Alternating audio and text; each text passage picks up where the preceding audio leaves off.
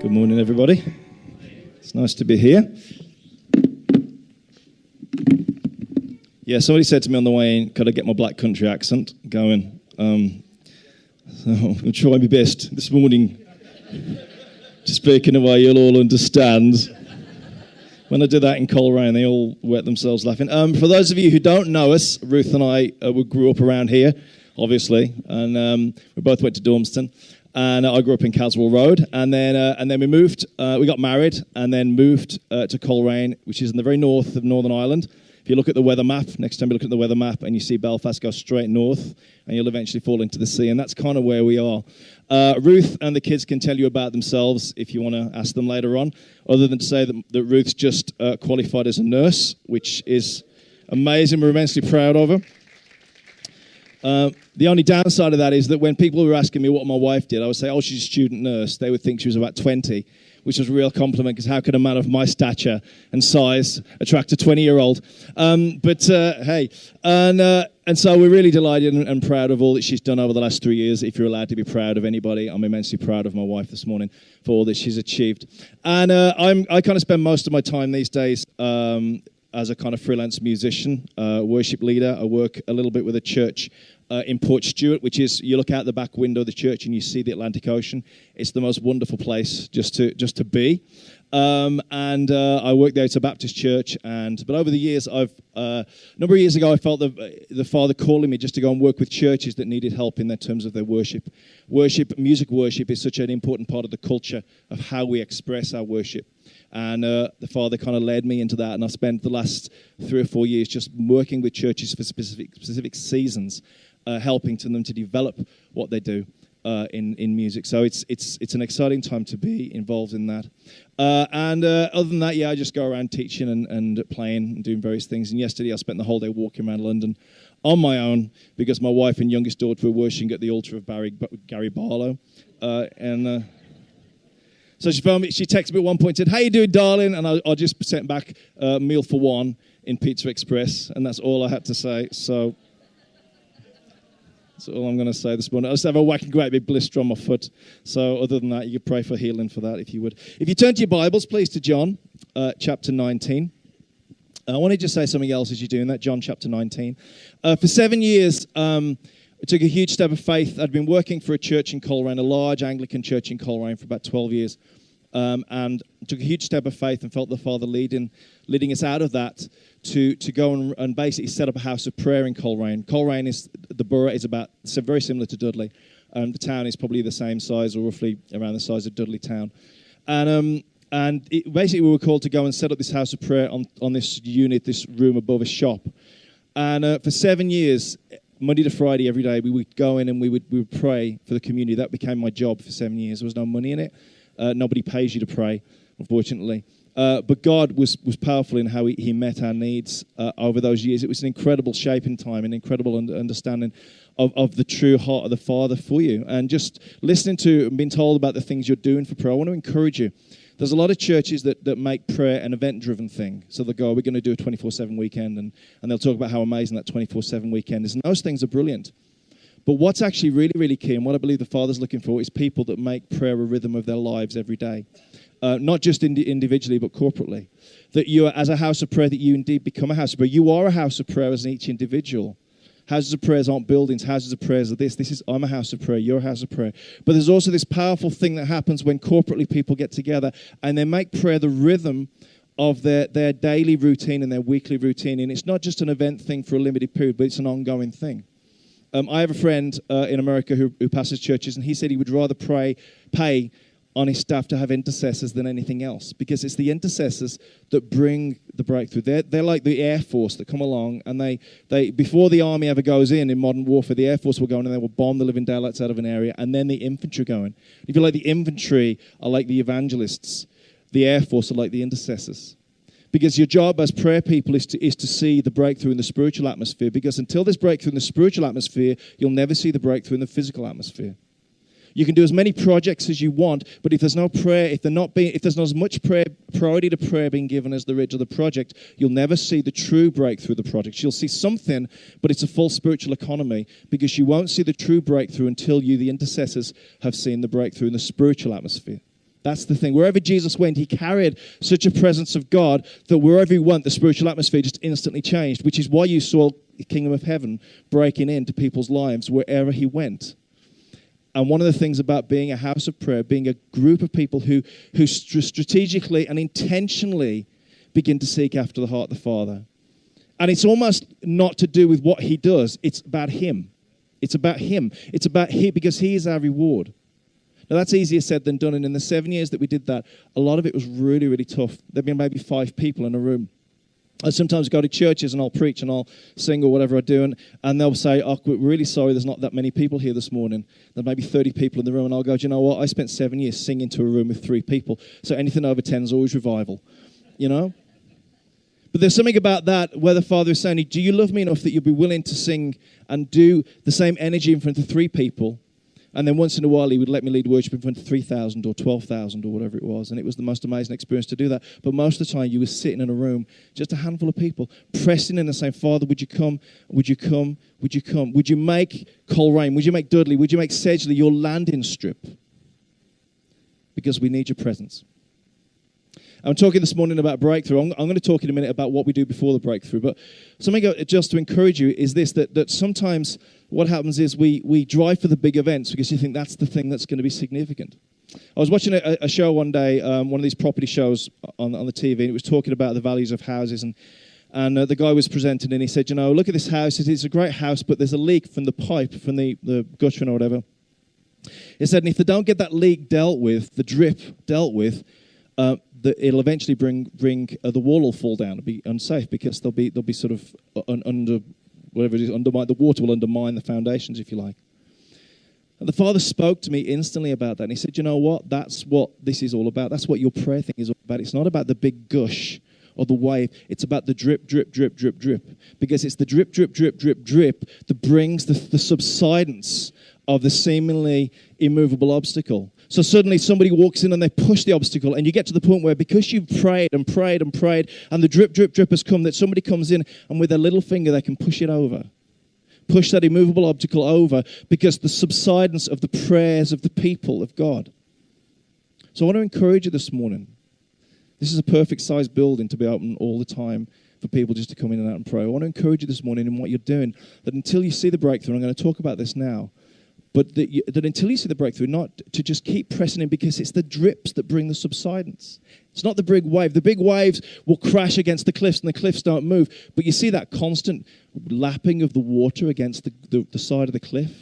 It eventually changes the shape of the cliff. It's not the big wave that does it. It's the subsidence that comes from the drip. You're all drips this morning. Turn to the person next to you and say, Father's calling me to be a drip. Okay? Just 2 words of encouragement for you, because we've seen God do the most remarkable things in Coleraine. I'm not going to go into details about any of that this morning, but God's doing stuff in Coleraine where they're going to write books about it. That's the truth. They're going to write books about it. They already are writing books about it. And there's many believe it's because not just what we did, but what a lot of people have done. The subsidence of the drip is bringing the breakthrough, and it can happen here. It can happen here because it's all part of the Father's strategy for community. Anyway, John 19 says this, 38. It says, later Joseph of Arimathea asked Pilate for the body of Jesus. Now Joseph was a disciple of Jesus, but secretly, because he feared the Jews, with Pilate's permission, he came and took the body away, and he was accompanied by Nicodemus. And taking Jesus' body, the 2 of them wrapped it in spices and strips of linen.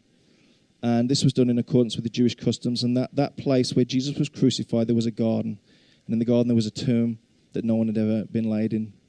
And because it was the Jewish day of preparation, and since the tomb was nearby, they laid Jesus there. In chapter 20, verse 1, early on the first day of the week, while it was still dark, Mary Magdalene came to the tomb and saw that the stone had been removed.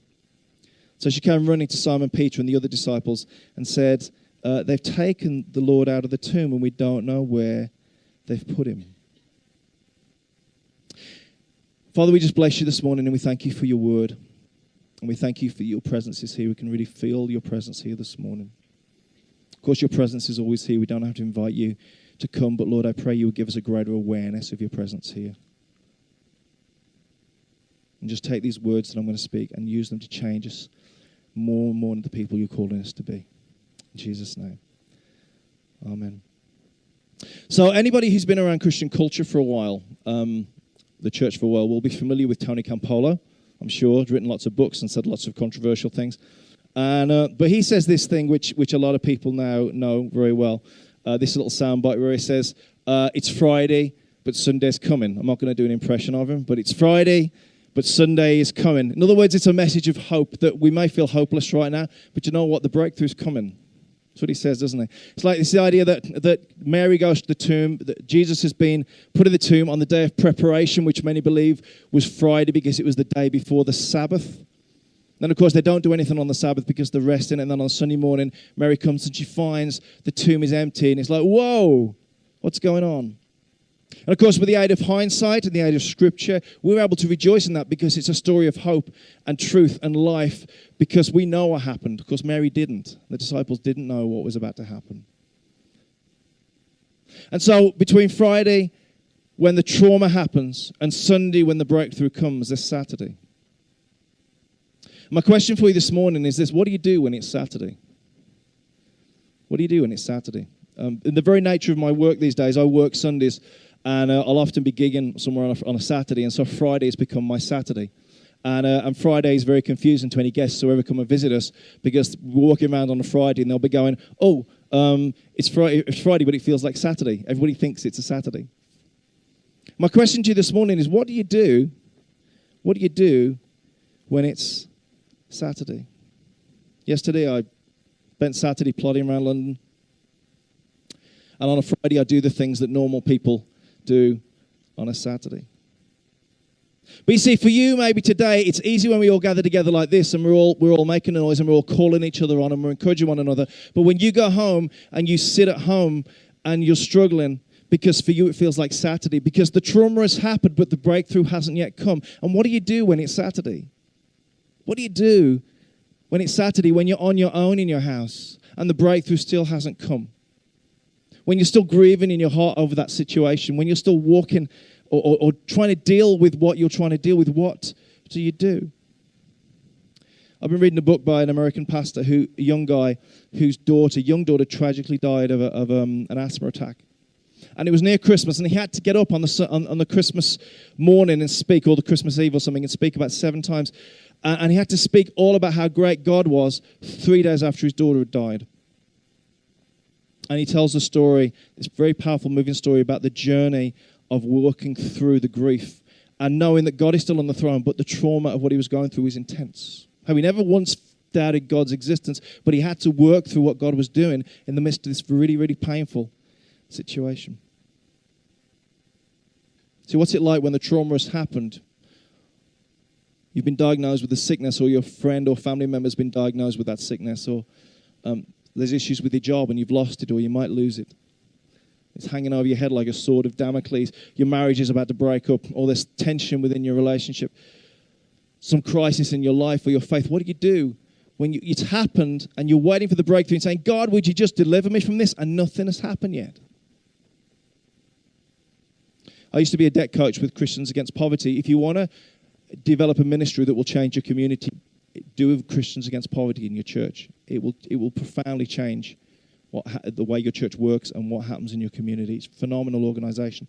Haven't got time to tell you any stories other than to say that we met people constantly who didn't live, they existed. Do you know there's a difference between life and existence? The Father's mission that he's given to us is to lead people out of existence and into life.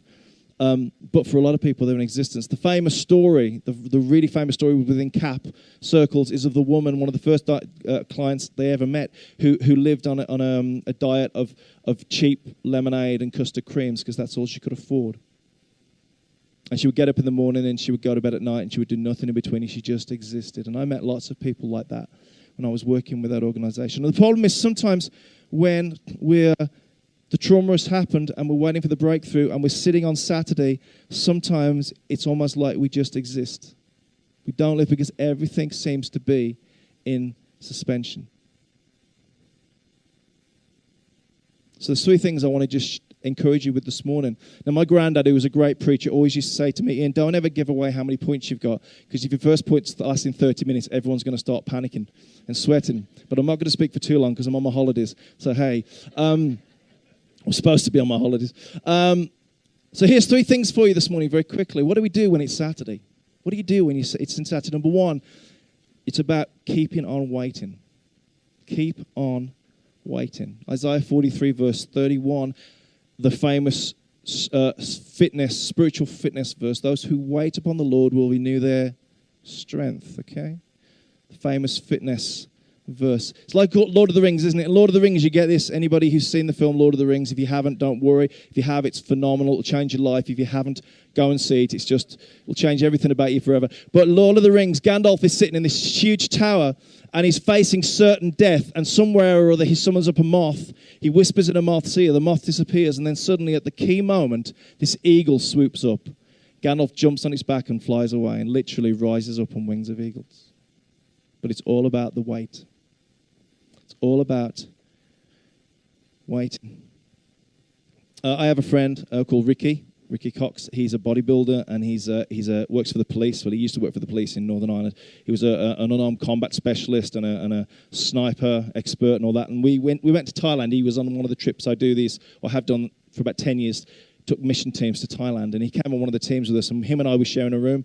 When we arrived, we began to unpack, and we all got changed. And I could tell as he was looking at me that he was very intimidated by my physique. Anyway, as we're kind of getting changed, I'm looking at him, and we're kind of comparing the sizes of our biceps. And he says, you know what, Ian? He said, muscles don't grow when you exercise. They grow when you rest. When you exercise, you damage your muscles. And then as you rest, your muscles start to heal, and that's when they start to grow. So for all you men out there, when your wife's complaining because she's sitting on the settee for too long, you can just say, look, darling, I'm just bodybuilding. Okay, that's all I'm doing. Okay?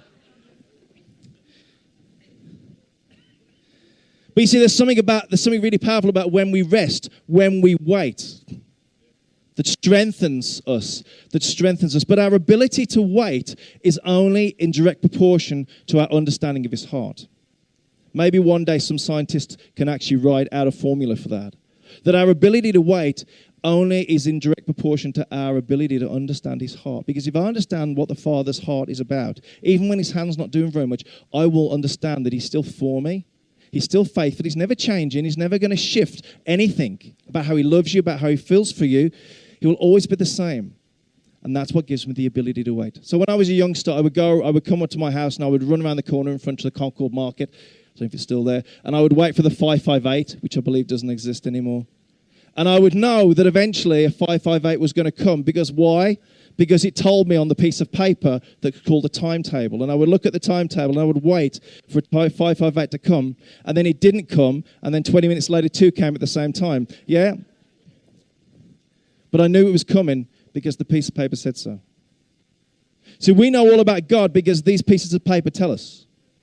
But our understanding of him is the thing that gives us the ability to wait.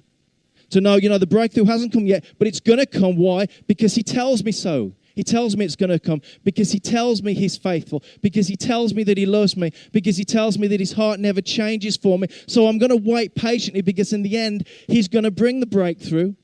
I don't know when, but it's going to come because he loves me. And I grow strong and confident as I wait because he loves me.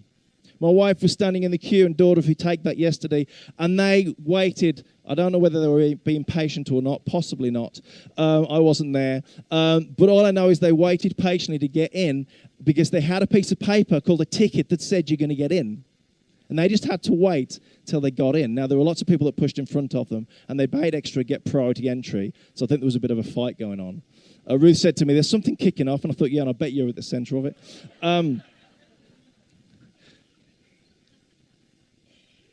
You see, the Father, his heart is for us. Because his heart is for us, we can have confidence to wait. My friend of mine coined a phrase where he said, the prophetic is in the process. I love that. The prophetic is in the process. Our understanding of God often is discovered through the process. I'm quite impatient as a driver. I get really impatient as a driver. I have the points on my license to prove it. And one of the things about where we live is there's lots of farms and lots of farmers and lots of tractor drivers. And I think they're all devil worshippers myself, but hey. And they have it. There's several of them that I know, and they will say, we run competitions to see how many cars we can have behind our tractors. Drives me nuts. And you were sitting in these long, slow processions of traffic down a road, thinking about where you're supposed to be and thinking about the driver in the tractor. But sometimes, when you're just going along at like 5 miles an hour, you tend to look around and you notice things maybe you've not seen before. And sometimes the reason why the Father wants you to wait is because there's a journey He wants to take you on, and He wants you to notice things that you've never seen before. We can be so focused on getting to our destination that we can miss all the stuff around us on the journey. And sometimes the prophetic is in the process. In other words, the journey is more significant than the result, than the place we're going to end up in. We focus on our destination, but sometimes the journey is more significant than the destination. Okay? Sometimes there's things the Father wants to show you that you're not going to see if you suddenly get everything you want. We live in an instant world of fast money and fast food, fast credit, fast cars, fast everything. We're impatient people. But the Father doesn't work like that. That's not how He goes. And sometimes He says, I want you to wait, son, because there's things I just want you to learn about me and learn about yourself before I bring the breakthrough. So this morning, if you're sitting and it's Saturday, the Father would say, keep on waiting. Don't give up. Don't stop. Keep on waiting. Secondly, it's this, keep on walking. I wonder if anybody knows the difference. You don't have to answer it. You know what Harvard University and the BBC and the Simon Community for the Homeless all have in common. Harvard University and the BBC and the Simon Community for the Homeless all have in common. It's this, that they all started as organizations that were dedicated to the gospel of Jesus Christ.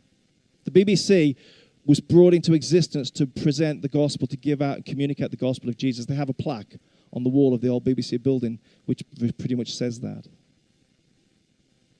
Harvard University, first of all, came into existence in America to train preachers. The Simon Community for the Homeless was based upon the story of, or the character of Simon of Arimathea. It was there to lift the burdens off the homeless. A friend of mine worked for the Simon Community recently and was sacked for praying for one of its homeless people. That's how far they've moved away from their original calling. One of the problems when it's Saturday is this: we can start to drift. We can start to mission drift. We can do it as a church. We can do it as individuals. We start to drift because we're not seeing the breakthrough. We can start to question and say, God, are you sure? Are you sure? We can start to, we can stop walking because we begin to camp down in where we are. Psalm 23 verse 4, even though I walk through the valley of the shadow of death, even though I walk. Do you know what? The valley is not our home, but sometimes we make it our home.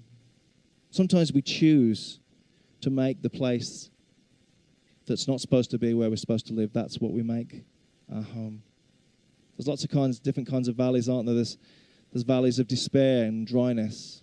There's valleys of offense and unforgiveness.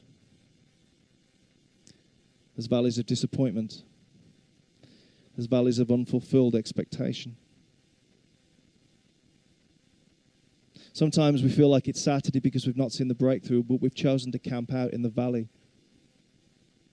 I remember a few years ago, for me, a significant moment where, I'm not going to go into details, but somebody, as they say, where we come from, somebody dumped on me from a great height. They did something that crossed me in a way that really, really hurt me. And for a while, I was walking in the kind of anger of that and the annoyance of that and whatever, and the frustration of that. But the problem was, a year later, I was still walking in the frustration and the anger and the annoyance of that. And one day the Father spoke to me and He went, you know what, Ian? It's not about what they did anymore. It's about what you're doing with what they did. And you've allowed it to sit in your heart. You've allowed your heart to become hard. And now it's no longer about them, it's about you. And I'm going to teach them what they need to know. But you need to deal with this, because if you don't, we go no further on the journey until you do. And I remember having to email. I couldn't get hold of them on the phone. I had to email these people, and I had to say to them, look, this happened, but it doesn't matter, but this is what I've done with it. And it was almost like I stripped myself naked in front of them, and I humbled myself before them. I'm really sorry that I took offense at what you did. And you see, the minute I did that, this thing lifted off me. It was like breakthrough came instantly. There were some of you who are still walking with offense of what has happened to you in the parts of your life in years gone by. It might be to do with church or to do with your work, to do with a family member. There are churches I've been to where the people over here never speak to the people over there. It's shocking. It's shocking. And we waste so much time walking in offense at people over stupid things. I remember once hearing about a friend of mine who's a Canadian, is a Scottish guy actually, but he's Canadian, and he spends his time investigating places where there's moves of God around the world. He travels around looking at it, and he goes to places. I'd love to get him here, actually. He'd be intrigued. But he went to this place in I think it was in America, where there were two churches, and one had been built to stop people going to the other one. What's all that about? You build a church to stop people going to another one. Yeah? That church that was built to stop people going to the other one was now an empty building behind a pile of bushes. You couldn't even find it. So easy that we begin to camp out in the valley of offense, or we begin to camp out in the valley of unfulfillment or disappointment. God, this has never happened to me, and I feel really sorry for myself. And Father's going, but just keep walking. Keep walking through it. Keep walking through it. Don't live in it. Don't live under it. Keep walking. We are not defined by our circumstances. You are not controlled and defined by your circumstances. You're defined by Him. Like as a friend of mine, pastor says, don't ever let the driver in front of you control what your behavior is going to be. It's very difficult when he cuts you up on the roundabout. But if someone cuts you up on the roundabout and you wave at them, or mutter something, a blessing under your breath, suddenly they've got control over your life. Yeah? We don't want that. We want Him to have control over our lives. Keep on walking and keep on remembering all the stuff that He's done for you. Don't forget who He is. Don't forget the past things that have happened, even if nothing seems to be happening right now. Don't forget what He's done. That's why the Israelites built altars, wasn't it? They built the piles of stones so the kids could say to them, Dad, what was that pile of stones all about? And they were able to say, it's when God did this thing. It's when God did this thing. Remember, God's faithful. He will always do what He says He's going to do. And if you had somebody prophesy over you 10 years ago something, and it hasn't happened yet, just be mindful of David. David was prophesied over that he would become king, and it was 20 years before he became king. And before then, he had to run for his life. He ended up in a cave with a bunch of rejects. All sorts of stuff happened to him. But eventually, the fulfillment happened because God always does what He says He's going to do. And He just says this morning, keep waiting and keep walking. Keep moving forward. Don't stop. Don't move into existence and out of life. And the third one, keep worshiping. Habakkuk chapter 3 is a brilliant book. Habakkuk's a book that I think is so relevant to today because it was written in the borders between Syria and Iraq. Okay, and the Chaldeans, this nasty bunch of ISIS-type fighters, were attacking and stripping the land of everything. And how do you worship as a Christian when you face a marauding army that's coming and stripping everything? They're going to kill you. How do you go to church on a Sunday and worship in the midst of all that? One person that I admire immensely is the Bishop of Baghdad, Andrew White. I don't know if any of you follow his blogs. He's chosen to stay in the midst of all the trouble, even though people want to kill him. And he reports back about what's happening. What would he have to say? It's the kind of thing that he would write. Habakkuk is the kind of book that the Bishop of Baghdad could write today. And in Habakkuk 3, it's an interesting worldview.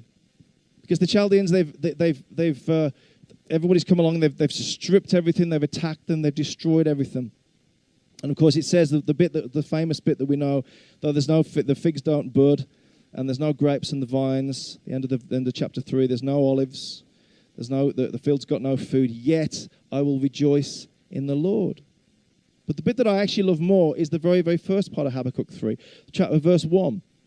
It says in the title, it says, a prayer of Habakkuk, the prophet, on Shigionoth.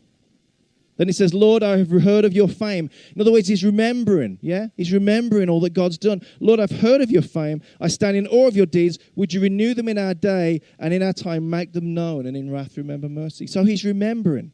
He's not standing still. He's not stopping walking. He's keeping on walking. He's remembering, even in the face of all this mass devastation. But I love this, which says, it says, a prayer of Habakkuk the prophet on Shigionoth. Shigionoth is a word that means intense, radical passionate rhythm. Love that. This is a song, he's singing it. The prophets would sing their prophecies, okay? They wouldn't speak them, they would sing them. That's why music's so important. But this wasn't some country and western dirge. But how terrible life is, and my wife's left me. My kids have left me, and I've got no food and no cows, blah, blah, blah, blah. This is a dance. This is an energetic. Do you know what? The enemy is coming and they're destroying everything, but we're going to worship you, God, because you're amazing. Even in the midst of all that. Yeah? This is what it is. It's a passionate, powerful dance. Sometimes I'll teach on this with worship leaders, and I'll say, you know, as worship leaders, we can all be touchy and feely and overly sensitive, and we know there's somebody in the congregation that's struggling with an issue, so let's just sing something quiet this morning about the faithfulness of goodness of God. But sometimes God's going, oh, would you just sing something loud? Yeah? And that's what he's doing here. He's choosing in the face of all the stuff to go, do you know what? I'm going to turn the volume up to number 11. That's what he's saying here. I'm going to turn the volume up to number 11. I'm going to press in like I've never pressed in before. I'm going to dance and I'm going to sing like I've never danced and sing before. The world is coming to an end, but hey, what a way to go.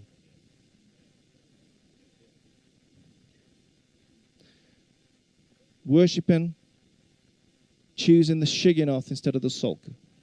We can get into such a stupor and a sulk when things aren't going our way. And often the first thing to go is the worship.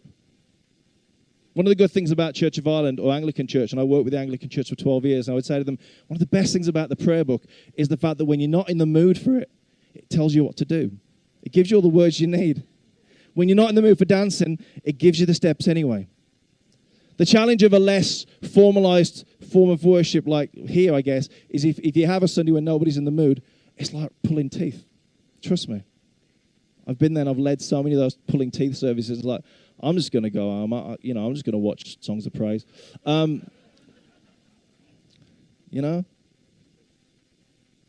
Because what happens is we get offended or whatever it is. We talked about that religious spirits run amok, and we become down and we become heavy.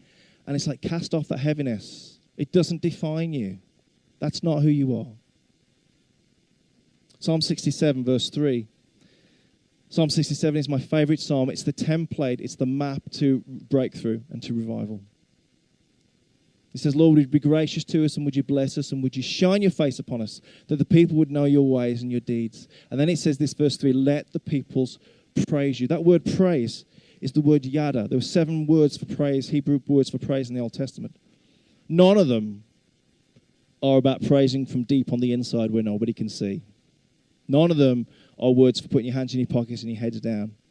All of them involve some kind of physical expression because it's actually about witness to community. It's about some kind of bodily expression, whether it's kneeling down or shouting or dancing or being completely crazy, that's one of the words means, or touching an instrument. They're all about outward expressions that show the community how great God is. And this word for praise in Hebrews, in Psalm 67, is the word yada, which means to extend my arm towards the Father with an open hand. Yeah?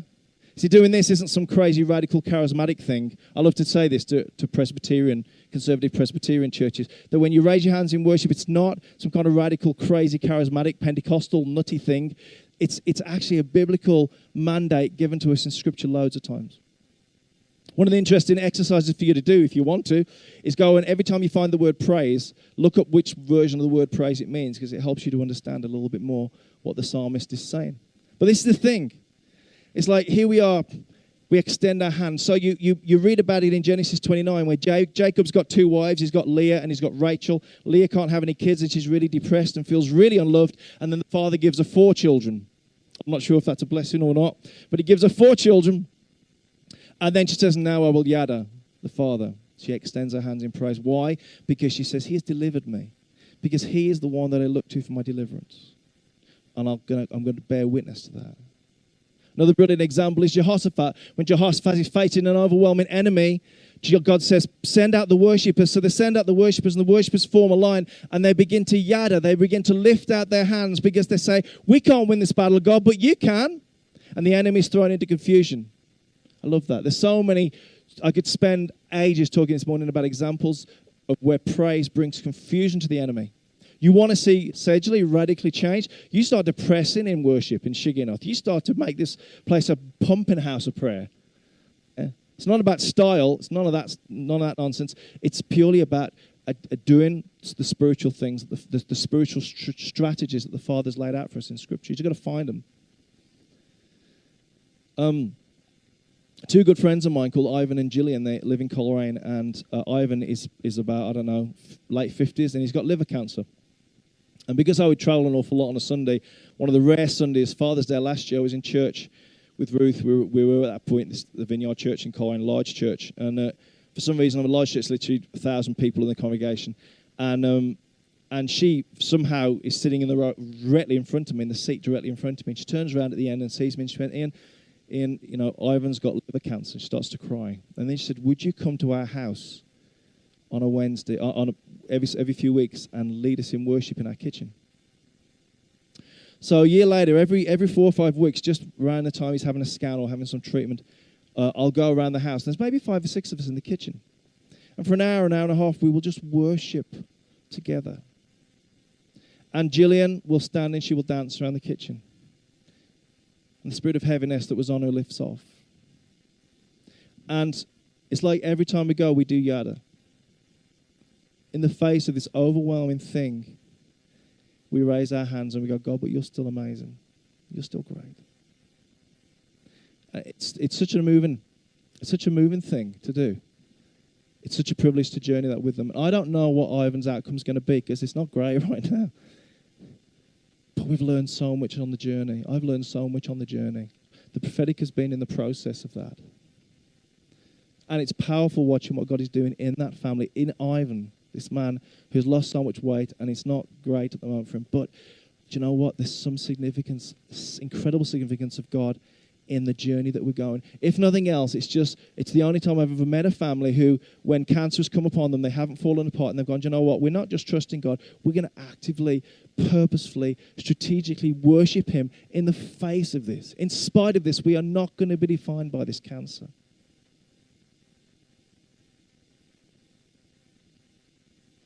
You see, there's something really powerful when faced with a massive enemy, we raise our hands and we go, God, you're good. And we mean it. There's another word called toda for Hebrew, which is you raise your hands in surrender. So in Northern Ireland, the PSNI will have guns. So when they pull you over, you really do pull over. And if the PSNI would have walked in here today, the first thing I would do would be stick my hands in the air. Because, they've got a gun and I haven't. They carry the authority, I don't. So do you know what? I'm surrendering all the time under their authority because they have the power that I don't.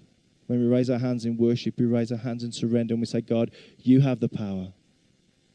You have the power. So I raise my hands in surrender to you because it's you that has the power, not me. And I'm not even going to try and take that from you or take it back.